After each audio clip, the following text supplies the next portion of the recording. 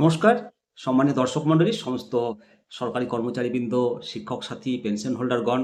আজকের এই প্রতিবেদনে আলোচনা করব যে পশ্চিমবঙ্গ রাজ্য সরকার সম্প্রতি 2026-2027 অন্তর্বর্তীকালীন বাজেটে 5ই ফেব্রুয়ারি নতুন পে কমিশন গঠন করার কথা ঘোষণা করেছে। সঙ্গে সঙ্গেই আপনারা প্রশ্ন করেছেন যে এর ফলে পেনশন হোল্ডার, ফ্যামিলি পেনশনভোগীরা কতটা উপকৃত হবেন। তো চলুন সেই সম্পর্কে আলোচনা করব। যতটা জানি ততটাই জানাবো আপনাদেরকে। যে পে কমিশন ঘোষণা করেছে, এই ঘোষণার ফলে পেনশনভোগী এবং ফ্যামিলি পেনশনভোগীদের বেতন কাঠামোয় বেশ পরিবর্তনের সম্ভাবনা রয়েছে। বেসিক পে অবশ্যই বাড়বে। আপনারা সেটা জিজ্ঞাসা করেছেন, বেসিক পে বাড়বে কিনা। তো পে কমিশন ঘোষণা হলে সরকারি কর্মীদের বেসিক পের পাশাপাশি পেনশনভোগীদেরও বেসিক পে বা ফ্যামিলি পেনশনভোগীদেরও পেনশনের পরিমাণ বৃদ্ধি পায়। পেনশনের পরিমাণটা বেসিক পে বাড়ে, সেই জন্যই বাড়ে।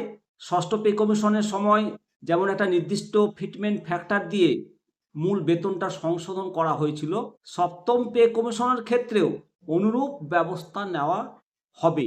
এখন হবে বলছি না, হতে পারে আর কি, সম্ভাব্য। ফিটমেন্ট ফ্যাক্টরটা কত হবে, এর ফলে এই ফিটমেন্ট ফ্যাক্টরের ফলে পে স্কেল পরিবর্তিত হবে। সপ্তম পে কমিশন কার্যকর হলে পেনশনভোগীদের বর্তমান যে বেতন কাঠামো রোপা 2019, যেটা ষষ্ঠ পে কমিশন কাঠামো, সেটা পরিবর্তিত হয়ে নতুন পে ম্যাট্রিক্স বা স্কেলে উন্নতি হবে। নতুন পে কমিশন ঘোষণার পাশাপাশি রাজ্য সরকার বর্তমানে 4% দিয়ে ঘোষণা করেছে, 1 এপ্রিল 2026 থেকে কার্যকর হবে। এর ফলে পেনশনভোগীদের প্রাপ্ত ডিএর হার দাঁড়িয়েছে 22%। সুপ্রিম কোর্ট 2008 থেকে 2019 সালের বকেয়া ডিএ এর 25% 6 মার্চের মধ্যে মেটানোর নির্দেশ দিয়েছে। সেটা অবসরপ্রাপ্ত কর্মীরাও পাবেন, ফ্যামিলি পেনশনভোগীরাও পাবেন। নতুন সপ্তম পে কমিশনের সুপারিশ কবে থেকে কার্যকর হবে বা পেনশনের যে সুনির্দিষ্ট হিসাব কি হবে, সেটা কমিশন তার রিপোর্ট জমা দেওয়ার পরে চূড়ান্ত জানা যাবে।